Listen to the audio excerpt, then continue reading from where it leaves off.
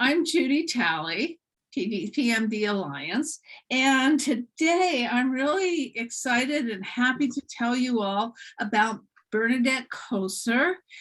She's an occupational therapist, and often OTs, as they're called, many people will wonder, what do they do?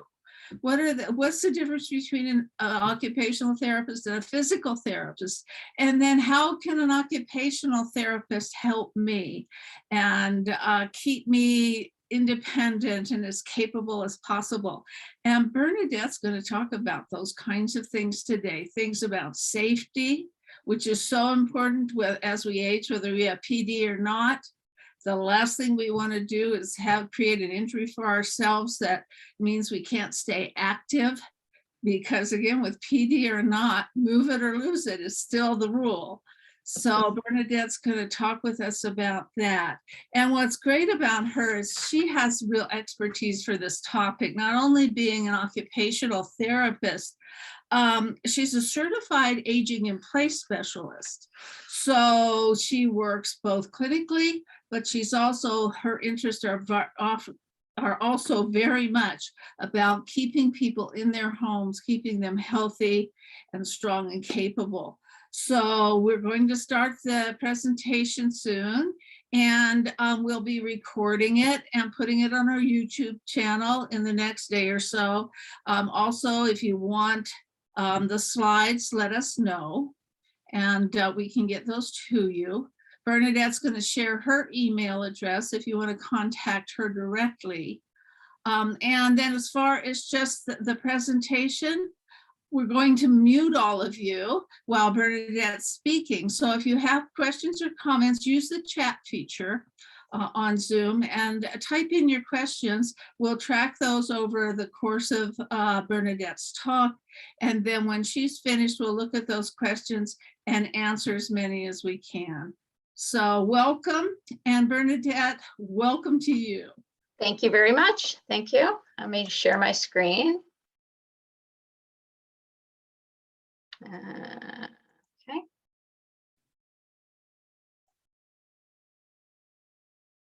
All right. Let's see if I can get this. Hi, everyone. Hang on. Almost there.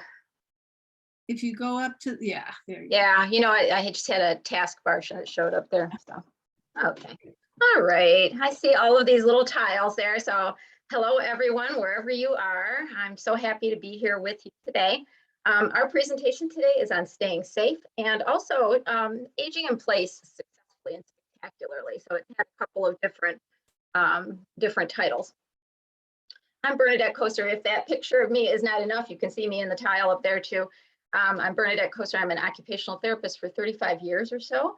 I am CAP certified, as Judy had mentioned, and I'm also on the LSVT faculty. My experience has mostly been in advanced Parkinson's patients, and I worked with them mostly through a home health agency.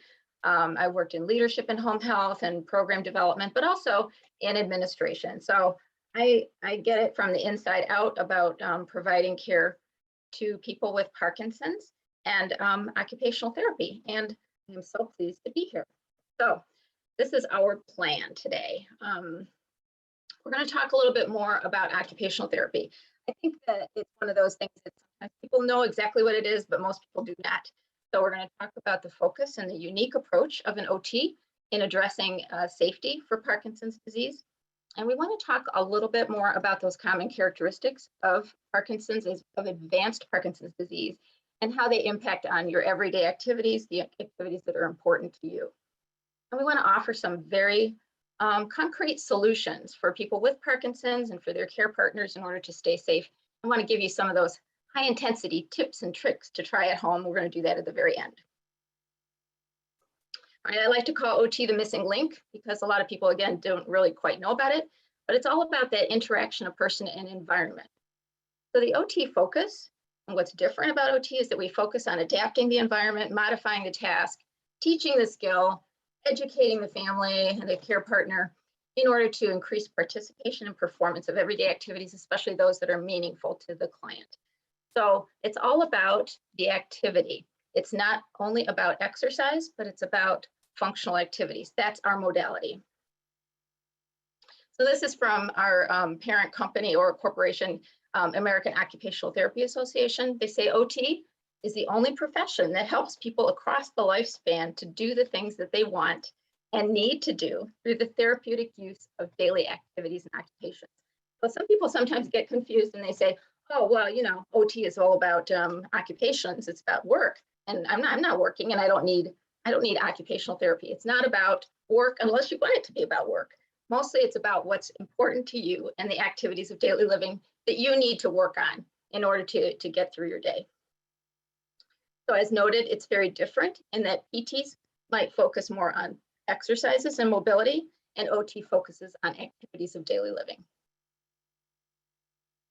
So here's a little glimpse into the assessment mindset of an occupational therapist. And mostly what you see is it's a real task analysis approach. An occupational therapist will often say, show me how you do that, or, you know, as their assessment, and to guide their treatment plan. So a lot of us OTs will joke that our patients will say, they see us with our hands in their pockets and we're saying, well, you do this, you know, do something or do this or do that. And yet we do nothing, we're watching them.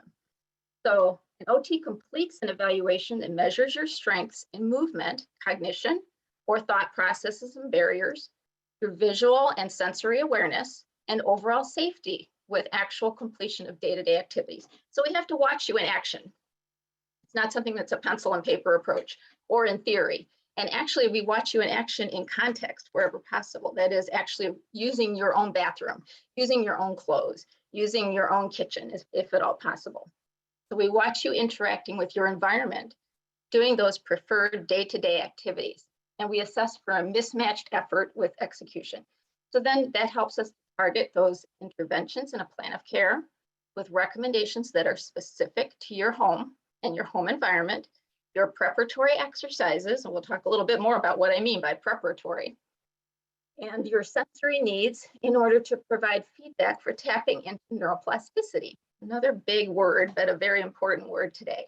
Interventions always include working with a care partner, especially later stages of Parkinson's disease because of the need for carryover. Excuse me. You can see my crazy cat lady mug. I don't know how many of you can see that, but yeah, I see some of you laughing, but it's not funny. All right, so every OT has a tool belt, you know, a tool belt or a toolkit.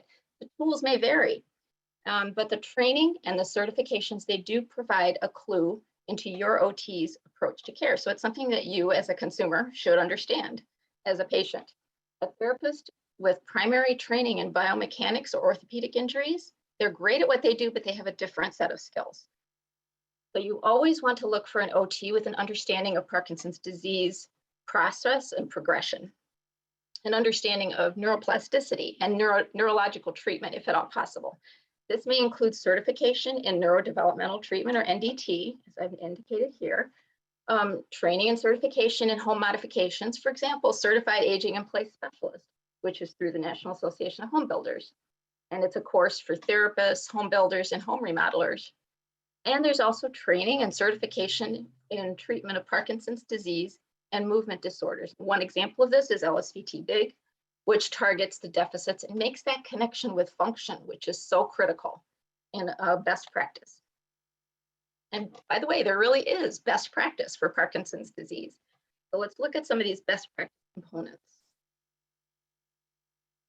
So we've learned about these multiple principles that drive neuroplasticity. These are all science-based. We've learned what it is about exercise that drives neuroplasticity. First, we know that intensity really matters. We know that from science, that the more intensive the practice, the better the results in your brain plasticity. Therefore, facilitating high effort from people with Parkinson's is the right treatment approach for driving brain changes. So we've also learned that our treatment session framework should focus on enriching and adding layers of complexity to people with Parkinson's environment and to their treatment tasks. So a graded increase in the physical and cognitive thought demands does reap bigger and bigger improvements and spectacular improvements in structural plasticity. And we've learned that repetition really matters. we learned that tied in with intensity, that people with Parkinson's have to overcome neuropsychological changes because of the Parkinson's disease progression that require a lot of redundancy, repetition of high effort and practice in order to work out changes in functional skills. So we've learned about salience. It's another big word, but it has to do with the meaning of tasks. We've learned that this matters. This should come as no revelation to those of us as occupational therapists, or those of you who've had OT, who are used to working in context and working with very meaningful functional activities in order to engage our patients and to engage them in their abilities. So we know that practicing rewarding, very intrinsically rewarding activities will activate people with Parkinson's and activate a certain part of the brain, the basal ganglia, in order to reactivate those circuits and result in new learning. We've learned, and we now know that timing does matter. That is, earlier intervention is better for shaping and reshaping using that neuroplasticity, but it's truly never too late. Never, never, never too late, because the nervous system substrate is still there. It's still inside. It's definitely available to you in order to tap into. Thankfully, our neurologists do focus on this as well, both early and late in late care. Finally, we know that specificity matters. We know that the specificity of the target matter. We've learned that targeting our treatment to the issues that are known and are studied in Parkinson's disease, for example, the start hesitation, which is called hypokinesia, will result in the greatest gains, and it'll hand us our tools as OTs to really drive neuroplasticity in the most effective way. So what have we learned as OTs? We've learned to incorporate these principles, which drive people with Parkinson's neuroplasticity and their functional improvement into every single treatment session. All right, so we translate these best practices into appropriate exercises that are used to prepare for treatment. So that's why they're called preparatory exercises. Therefore, these exercises are big, or they focus on practicing large amplitude in order to address the sensory awareness that is at risk here. It makes us walk smaller and talk softer as we advance in Parkinson's disease. So these exercises are high intensity and repetitive in order to push through these barriers with initiation and with new learning. They tap into that neuroplasticity at every single stage in Parkinson's disease. But remember that these preparatory exercises are essential, and they should be multi-directional. They should be focusing on key issues in Parkinson's, like a loss in trunk control or in trunk rotation, which can contribute to falls. That's one of the major reasons. There's a lot more rigidity around the trunk, and that means that we're more likely to lose our balance. Important point, exercise is never the be all and end all. It is never the end point. Your therapist must always translate this into function and functional activities and give feedback, lots of feedback to a person with Parkinson's disease and their care partners, because Parkinson's, as it progresses, takes away some of that self-regulation. So we have to be eyes and ears and give as much feedback as possible and keep the cueing up, especially as Parkinson's advances. All right, well, what about fine motor tasks? A lot of people say, well, that's all well and good, but I can't move big with small things, like brushing my teeth. But yet we know those are big problems with those small movements, like buttoning, writing, they get too small. So through practice and focus on high effort and intensity, you're actually scaling up into normal amplitude. And this scaling up is done with practice and repetition and lots of feedback from the therapist for the reason that I mentioned to you about the sensory awareness. Remember that freezing is not just showing up and walking. It also shows up when a person with Parkinson's does a small repetitive movement like brushing their teeth or brushing their hair. They tend to get smaller and smaller with that downward spiral of movement. So it takes some effort to break out of that by moving big. All right, so these are typical OT approaches overall, but we're looking at our patients with Parkinson's disease lenses and with a lot more clarity if we have that training and understanding. So we use preparatory exercises and then practice those functional activities of daily living and recreational and community activities that are important with lots of high effort and lots of feedback. All this is pointing to that self-empowerment, self-efficacy. Those are those big buzzwords, but so critical and so important for both people with Parkinson's and for their care partners, teaching the effort and energy that it takes to overcome the barriers of Parkinson's disease, giving you some tools. I was talking about tool belts just a minute ago, but a person with Parkinson's and their care partner needs those same kind of tools in order to be able to continue and overcome some of those barriers by doing things in a bigger way and with more intensity. And then as teaching the care partner to cue and facilitate their partner to tap into that really valuable neuroplasticity. All right, we're going to take a few minutes to talk about the challenges that we see in advancing Parkinson's disease. All right, Hoehn-Yahr. Now this is a kind of an off-putting scale, but it is one scale that your movement disorder specialist uses to classify their patients by symptoms and abilities. It's called Hoehn-Yahr. You hear about it a lot in research, along with several other scales. Someone in stages 4 and 5 has significant disabilities that affect their ability to walk and stand unassisted, or they may be more dependent for any activities that involve mobility. So advanced Parkinson's may include stage 3 as well, especially depending on the level of caregiver support and cueing. So somebody may be rated as stage 3, but really be much more advanced just because they are not moving as much or they're not as engaged. But clinically, a therapist will treat a patient from stages 1 to 5, no matter what. Perhaps even at 0, they might treat a patient with some early Parkinson's now. All right, let's talk about the physical characteristics of advanced Parkinson's. I want everybody to remember these are not 100% accurate for everyone in late stages or later stages, but again, it's depending on the level of caregiver support and the outside cueing that is already available to maintain engagement and function. But as noted with the previous scale, there is more difficulty with walking and transition movements. So as a result, more time is spent sitting or in bed. Freezing of gait, freezing and functional movements is a lot more likely. And fall risk is increasing. The safety risk for things like head injury. So that results in a need for more supervision and support. There's a greater slowing of movement, which is called bradykinesia.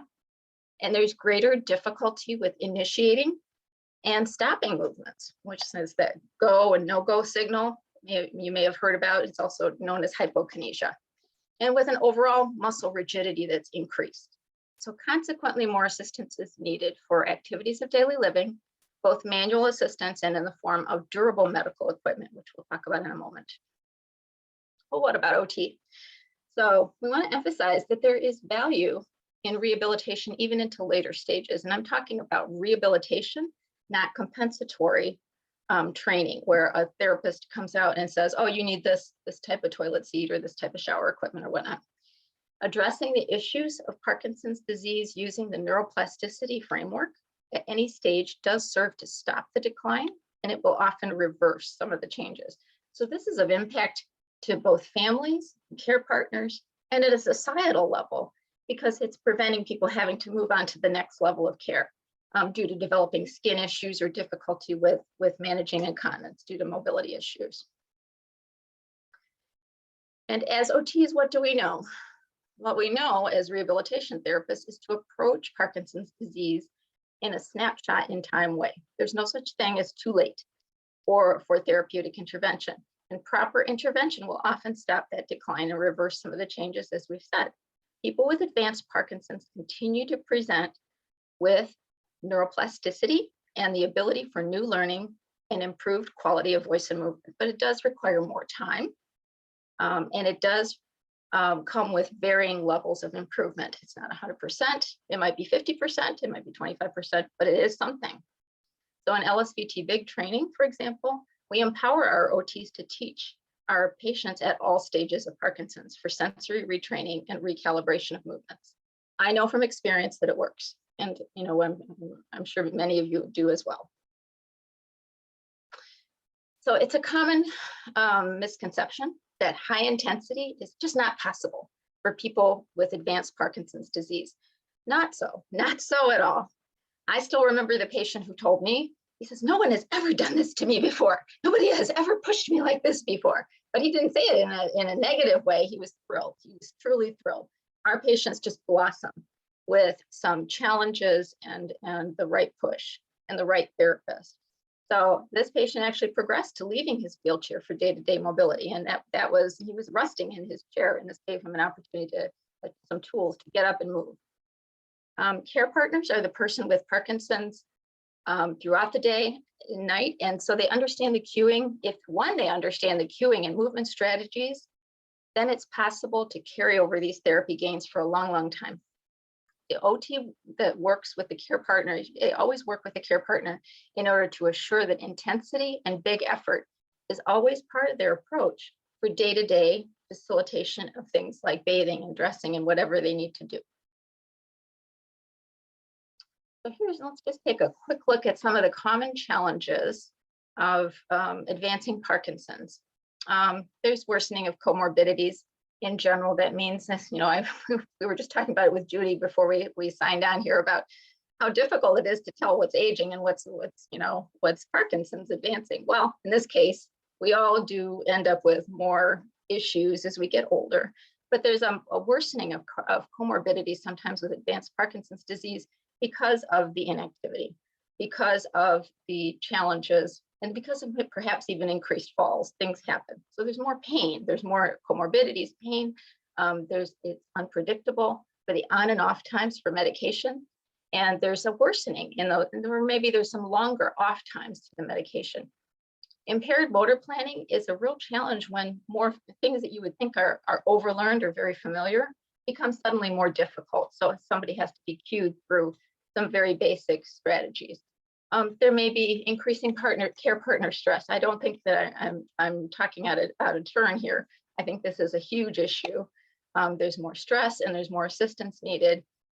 And at the same time, there's less understanding of that advancing symptoms by the healthcare professionals. And I'm not talking just about doctors, but also about therapy. So it's something where, advocating for patients to get care and to get more care as their Parkinson's progresses is huge. And there are definitely more cognitive challenges. There might need to be a little bit more time for response and information processing.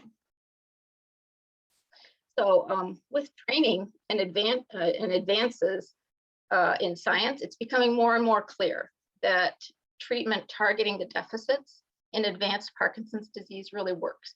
And in fact, I was just reading something yesterday. It was in Parkinson's Today. It was in an online newsletter that I got, and they talked about a study in England where high-speed exercise bike pedaling was more effective in reducing symptoms in more advanced patients than it was in less advanced patients, which I thought was remarkable. But there's enough of that out there with high-speed exercise bike use as a neural priming mechanism, but it actually works better with people who are more advanced. So that's something to put in your pipe. All right, so let's talk a little bit about some broad solutions as well. Beyond understanding OT and the benefits of therapy for someone with advanced Parkinson's disease, as clinicians and involved care partners, there's some safety measures that we have to think about. So home safety and modifications are a huge area of interest and a great first step. Remember that there is never one size fits all, that the most accessible of homes may still be problematic for someone with Parkinson's disease due to their interaction with this handy dandy environment that just may not work. Understanding the cues that are built into the environment to enable movement with the least amount of help or assistive devices is sometimes key. So it's important to seek out qualified home remodelers and builders if you need them. You can search the National Association of Home Builders website for CAPS certified builders. CAPS stands for Certified Aging in Place Specialist. If I haven't said it 10,000 times, I just want to tell you one more time. Who've been trained and are able to assist you in planning for your individual needs. And another important way to address your individual home safety needs right now is using a good checklist. So these not only look at physical design issues, but also simple fixes like lighting and cord removal, or like looking at clutter and floor rugs and such. I have a few really good home safety checklists that are listed here, and they should be in your chat box. If they're not now, they probably will be.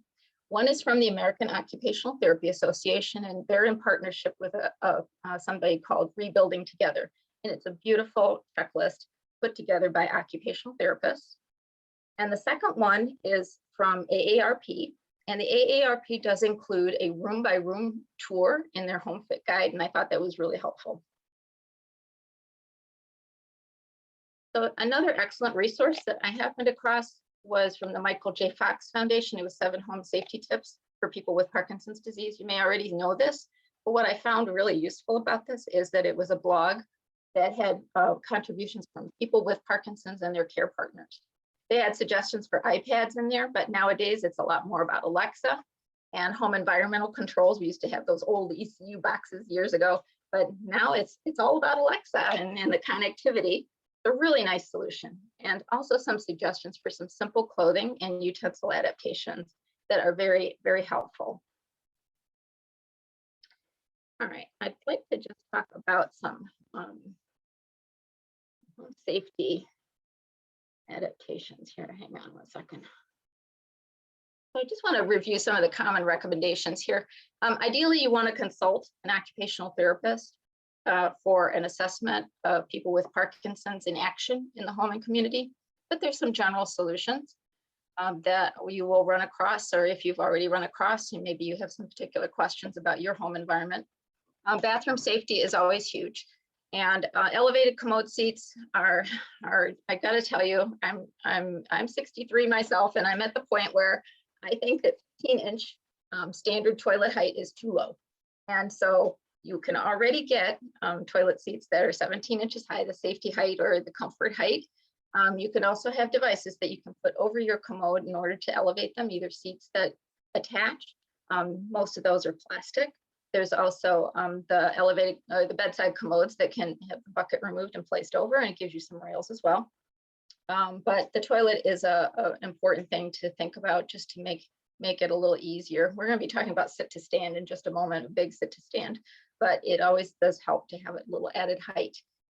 Shower rails should be looked at individually as you stand, and each person's bathroom has a slightly different configuration, but almost always the diagonal shower rails are not a great idea unless you're getting up from a low surface like the tub floor. You should be looking at non-skid surfaces of some sort. You don't want to have real shiny polished surfaces in a bathroom for anyone of any age, but particularly for advanced Parkinson's. In the kitchen, it's important to have, especially I like to look at transferring items as an occupational therapy. If someone is taking something, or you want to encourage someone to take something out of the refrigerator or from the sink and move it along, you really need a kind of a route. So you want to have islands, you want to have a tray of some kind, or perhaps a tray on a walker if you need to, or a cart of some sort. Lighting considerations, this is true for every single part of your home. Those are the lowest cost and the most effective solution. I've been reading a lot more about lighting and how important it is for so many psychosocial reasons, as well as for enhancing safety. And they can be as simple as plug-in type of lights that you can put into the wall in order to enhance your runway to the bathroom, or just flooding the halls and the rooms with light. And you have to think about also with your lights that the access to a person with Parkinson's is easier. Lamps are ideal. Alexa can also be programmed to turn lights on and off, or perhaps dim them. So that's a real option for you as well. The thing about entry and exit safety that I wanted to emphasize today was about ramp considerations. A lot of our patients, if you do use a wheelchair more consistently, it's a good opportunity, but do consider other options for any modifications to an entry and exit. And it might be something more to do with the steps. It may not be necessarily a ramp put in, but perhaps a half step of some sort, which could make more sense. or enhancing the size of the step so that it allows a walker to be placed on there. But making it a half step makes it a lot shorter of a lift and a lot more safety. So that's something to consider for entry and exit. In the bedroom, there's bed rails that can be plugged in. You may need to adjust your bed height. And sometimes, you know, the simplest ways to do that is not to purchase a whole new bed or you know, like move on to dreaded hospital beds, but perhaps you might need to drop the bed to the floor. Perhaps you'll need to have a mattress box spring. We did that for my own mom in order to make it easier for her. You might consider boosting a bed up, you know, depending on how, again, how you're interacting with that environment. What's the difficulty that you're having with getting in and out of bed? So you may need to boost it up, and you can always put something under the frame or under the legs. And lighting, again, is always going to be an important thing. All right, I just wanted to offer a few words of caution to everyone about assistive devices. As an occupational therapist, we all have stories of our patients with Parkinson's disease who developed greater difficulty with their activities of daily living, and they were given some of these adaptive devices that you see on the screen by well-meaning therapists or by friends and family. So attempting use of some of these pictured items can lead to frustration, and that's because of the freezing component of Parkinson's disease and those smaller and smaller movements. So I've seen, you know, people with their foot stuck to the floor with trying to use a sock aid with Parkinson's, or a hand that's frozen into a trigger activated reacher. So I recommend strongly that you consult an occupational therapist in prescription and in use of any of these kind of devices, and always try them out before you buy them if you can, because maybe there's an option that works better for you. There's different kinds of grips or reachers, for example. And I love the dressing stick, which is that middle one. I think that's probably the most useful because it has the least moving parts. So keeping that in mind. All right. All right. Well, what about cognitive challenges in advanced Parkinson's disease? Let's just touch on that as part of the disease. You had an opportunity, I think, more recently to hear about these issues from Julia Wood in her pragmatic cognition presentation. So if mild dysfunction or dementia are present, does this mean that high energy, high effort approaches don't work? No, no. Does this mean that a person with advanced Parkinson's disease is totally dependent for care? No. Can an occupational therapist help a care partner with positive and inclusive approaches? Yes. Yes, they can. I just wanted to make that very clear. But here's some common challenges that we just want to have, or rather considerations for thought impairments or for dementia. Advancing cognitive changes in dementia do occur with advancing Parkinson's disease in about 40% of the population. So here's some suggestions and considerations that you might want to keep in mind as to do with activities of daily living. You want to keep as few distractions around in the environment as possible to improve focus. Work one-on-one with your partner. Model the task as you would want the person with Parkinson's to perform it. For example, with big movements and with high intensity and sharp starts and stops. Use lots of repetition. Keep it simple by telling them things like think big or move big. Be patient and consider yourself an external coach or an external cue or a coach of some sort for the best quality of participation in activities of daily living.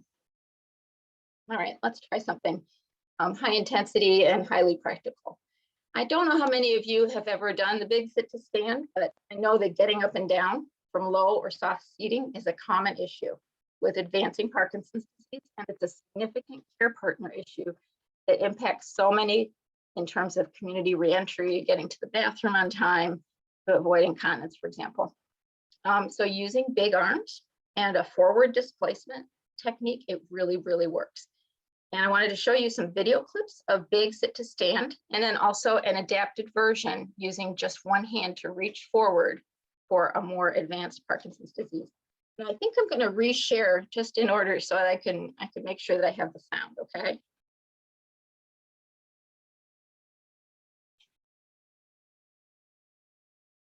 I heard from our technical support that sometimes does work. So.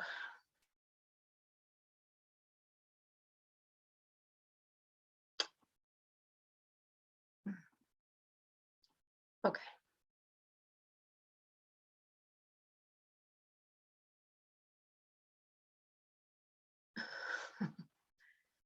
Okay, I'm still screen sharing. I want to stop sharing. Okay, there it is. Got it. Judy, I saw you coming on board here to help me. That's good. No, that's okay. You go ahead and do what you need to do. I did the sound, actually. I did already. Yeah, we'll let you go. I noticed one of the questions that seemed really fundamental to me as we were going through this, Bernadette, maybe you can take just a second and define plasticity and neuroplasticity.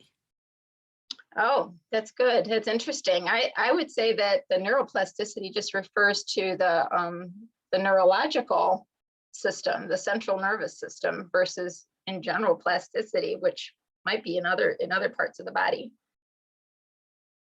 No, I hope that answers.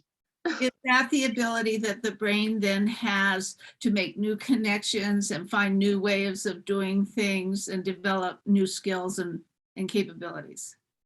You are right. You are right. So our brains are so complex. The plasticity refers to the connections and the circuitry that's inside. A lot of people assume that as they get older, they're not going to be able to learn new things, but the circuitry is still laid down there. It truly is. That plasticity, the ability to learn and expand and try different things, it's still there. So as far as the brain, it's an amazing instrument. I mean, I think that many of us have heard that too, that we hardly use most of our brains, and that's the truth. You know, many of us are walking around half-brained, but we have the opportunity to do better, and we have the opportunity, even with Parkinson's changes, because there is always that plasticity and ability to develop new circuitry. Thank you. Oh, you're welcome. So let me know, Judy, if you see this, okay? We see it. Reach big, up big, reach back big, and down. All right, I'm going to play it one more time. So she's reaching forward big and up big. Reach big, up big, reach back big, and down. Okay, so she reached forward even as she was going, sitting back down again too, which I just wanted to emphasize that. A lot of people talk about getting up, but getting down can be quite dangerous too. There's always the plop, the dreaded plop. And if you've been through rehab before, a lot of people will tell you, well, push up, you know, with your hands on your armrests and reach back for the armrest. Well, you know, the reach back is important, but you don't really want to be pushing up with the armrest necessarily. You want to be leaning forward a bit and reaching out.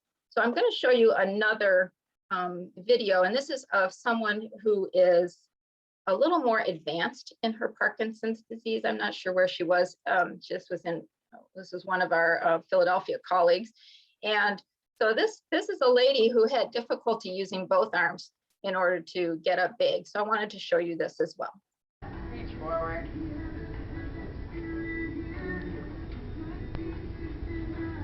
Really? Big.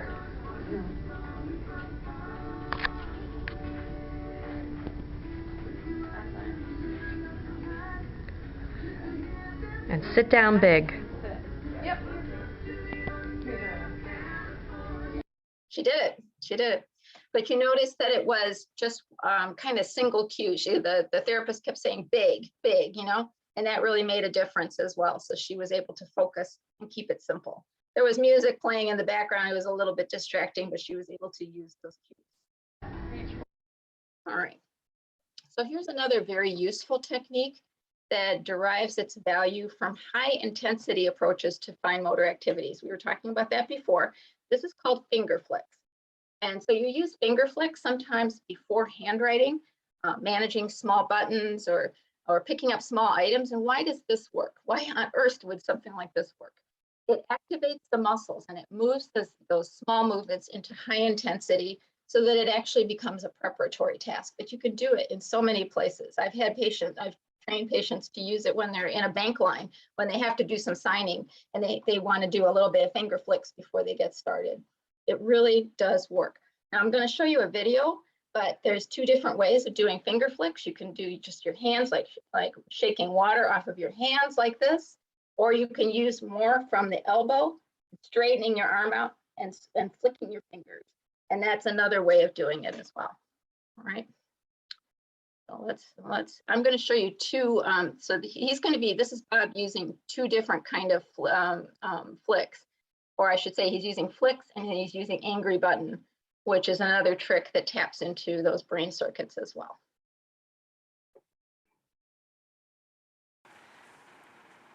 Good, and I want you to just kind of notice as you're watching Bob do his buttons, kind of it's a very slow, small kind of movement that he's using to try and get those buttons through the buttonhole.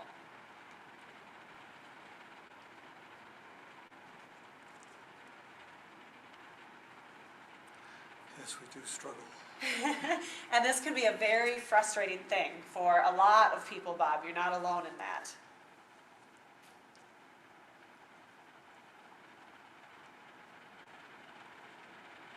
Does the top button tend to be one of the hardest ones for you? Yes. Okay, okay. Good, you got it though. 38 All right. seconds. Do that. Well, Let's do that. it. Ready? 1, 2, 3. Go again.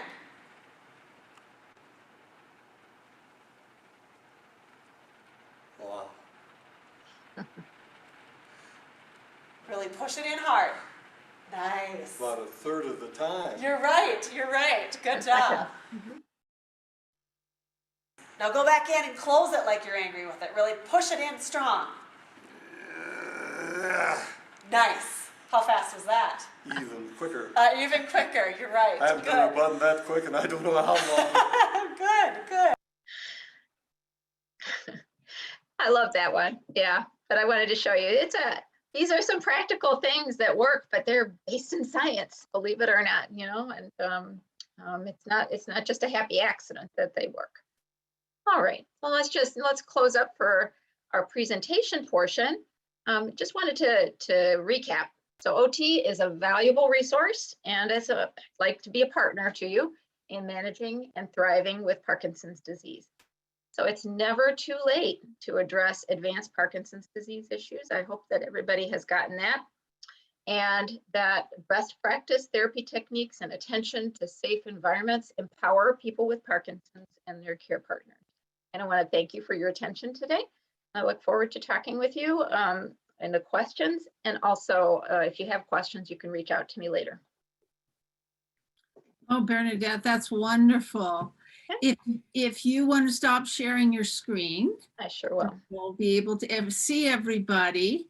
And of course, for all of you folks that have just listened to Bernadette, if you want to, you can type your questions into the chat, or Kelly and Sammy, who are both with PMD Alliance, and myself will keep an eye out if somebody raises their hand and wants to ask verbally a question. But Bernadette, I'm going to start it off with a couple questions that came up during your talk. One is, how do you find the right OT? Given that we have people all over the country in urban and suburban and rural settings, in big towns, small towns, how do they go about finding someone that is appropriate to work with them? Yeah, it's a challenge because I know that often you're referred to a clinic, and you might go through your movement disorder specialist or your neurologist, and they just send you wherever, perhaps. Most of the time though, you're going to see, you might want to ask your movement disorder specialist or neurologist who they might recommend. So that's one good way.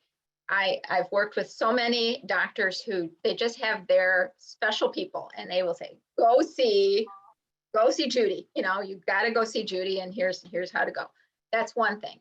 Now, if you're doing some research on your own though, and you're not doing it through your doctor or with your doctor, you can do what I was mentioning to you. There is the National Association of Home Builders website that lists occupational and physical therapists who are trained and certified in aging in place as CAP certified therapists. There is also LSVT Big, which lists certified clinicians on its website, and that is lsvtglobal.com. I didn't include that in the URLs, but you might want to take a look. lsvtglobal.com, find a clinician. You're going to be able to find one. There are other training programs. I know that Power is a big one. I do not know what their website tells you, but that's something to look at. You want to look for someone who's had some special training. A lot of times it's word of mouth. Your local Parkinson's support group will probably be a treasure trove of information. Somebody always knows somebody. So that's a good opportunity also for you. Okay, that's great. And then the other question is one that is practical in a different kind of way in regards to Medicare. Does Medicare cover OT?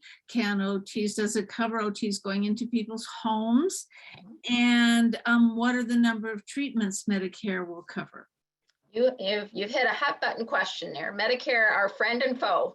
But on the good side, Medicare always believes, and if you read their benefits manual, which I actually have had to do, they say patients need to get what they need, they should get, including occupational, physical therapy, speech therapy, anything. They need it. It's up to the agencies really to make it work. So what you're going to find in home health right now is a lot of limitation in the number of visits, but this is not 100%. There's some really great home health agencies out there who will go into a patient's home and provide physical, occupational, speech therapy with Parkinson's specialty therapists, people who are certified. You can find them. I would go to their website and I would ask some really good questions about it. Now, that's not the only way to get in-home therapy. You can also have in-home outpatient therapy, which is Medicare Part B, where you pay a copay for that. But that has some slightly less restrictions. There's still a focus, especially with managed care Medicare, but with straight up Medicare, it's much more likely that you will have the therapy that you need. I also know that Medicare supports maintenance therapy. And this is a really key empowerment issue for all of you. You have the right to have a therapist later in your disease process in order to prevent functional decline. And that has been cemented for you by the Jimmo versus Sebelius legislation that went through Congress and is now part of Medicare law. So they will pay for maintenance therapy. What is maintenance therapy? That doesn't mean that you just have a coach for the rest of your life that's paid by Medicare. It means that you require a skill. And so I have seen Parkinson's patients who are advanced have a therapist work with them once a week, once a month even, coming in as a coach and as a skilled clinician, reviewing your program, working with your fitness professionals, working with your family, making sure that you are on the right track and that you're not going to decline or go backwards the other way. As you have changes in your health and in your functional status as the disease progresses, you have a right to have a new episode begin, whether it's in home health or outpatient and perhaps even inpatient. That's great. Thank you, Yeah. Bernadette. Yep. You know, one of the things that maybe you might, if we could get you maybe to add some and kind of amplify what you said, is the cognitive issues around staying active and some of the things that impact a person's desire to be active, you know, with mood changes and apathy. Could you talk about some of those issues as well? How do you get going and keep up the spirit to do it? Very difficult, and it's a huge issue. Overcoming the apathy in Parkinson's disease is a big challenge. I think it's a lot of it is, again, environmental and cueing. And so when we teach, for example, for LSVT, when we teach our clinicians, we teach that modeling is what's needed, and that means, you know, being up and being smiling, even if you don't feel that great about it, but you got to really project and you have to drive interest and drive engagement through yourself and through that therapeutic use of self.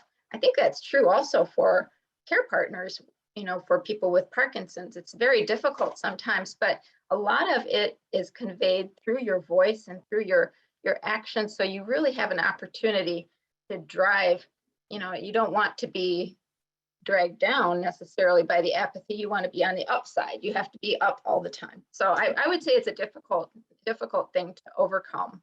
There is no easy answer, Judy. I wish there was, but it's one of those things that you know, we know that modeling does make a big difference with our patients with Parkinson's in general, and absolutely in order to break through that apathy, which is very neurological in origin, it needs to be it needs to be kind of a bomb. It needs to be built underneath there. And driving movements and driving big actions and big voices really can make a difference for people with Parkinson's.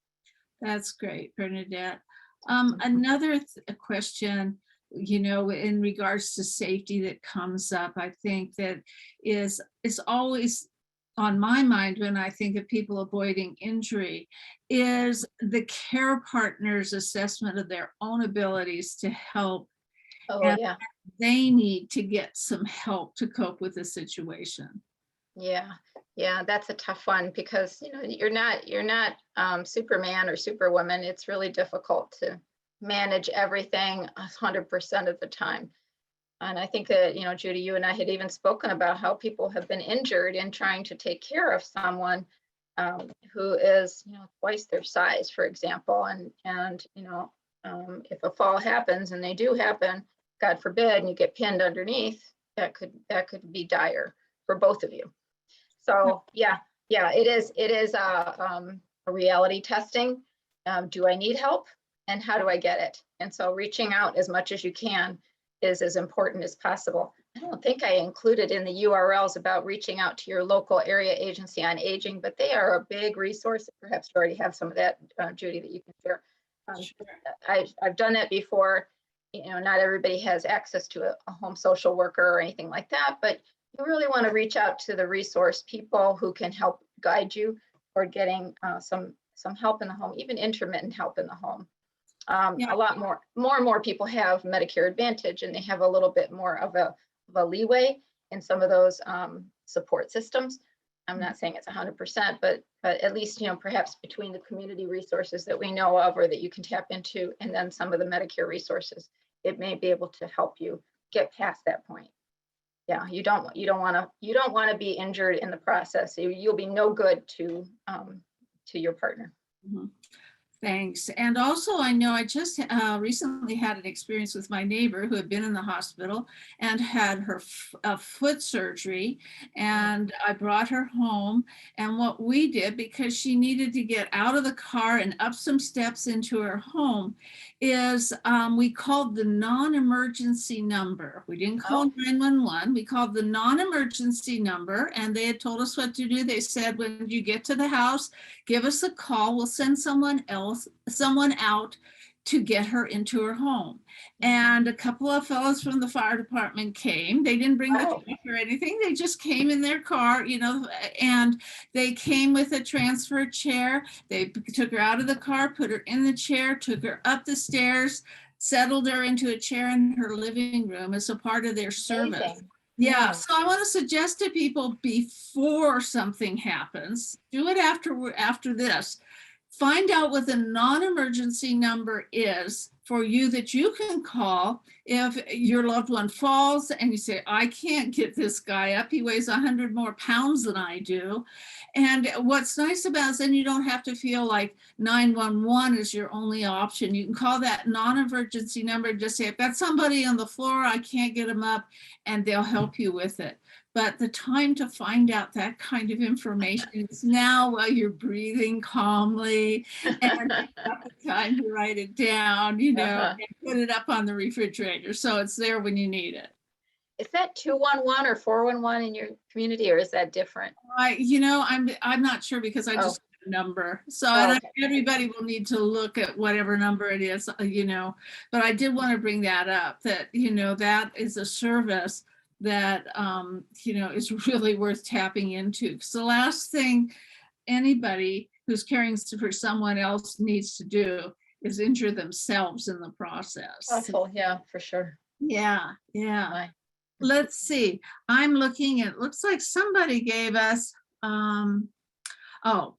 neurologist is very proactive about exercise. She said I should break a sweat every day.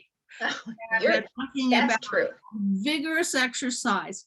You want to jump in and talk a little bit about more vigorous exercise and mindfulness around it? Oh, yes. Yeah, exactly what the neurologist said.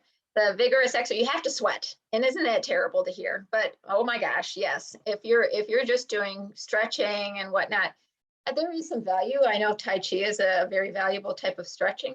Yoga is as well. but you've got to sweat to beat back the deficit. So if you're not doing that, you're probably not working hard enough. I will tell you, as a therapist who saw 3, maybe 4 patients a day for LSVT big, so I had to go from patient to patient. I was exhausted by the end of the day, and I lost 30 pounds in a matter of a couple months. Oh, you got to work hard. The mindfulness around that is the focus has to be on your health, your empowerment through this sweating and the hard work. It just becomes easier and easier, and it's such a joy, and it's such an overwhelming change that is felt. And this is just based on the patients that I've had who've had this experience. I told you about that one patient who said, nobody's ever done this with me before, and but he loved it. Every single patient to a one say, I love this. When are you coming back? What are we going to do with this again? I got to do this again.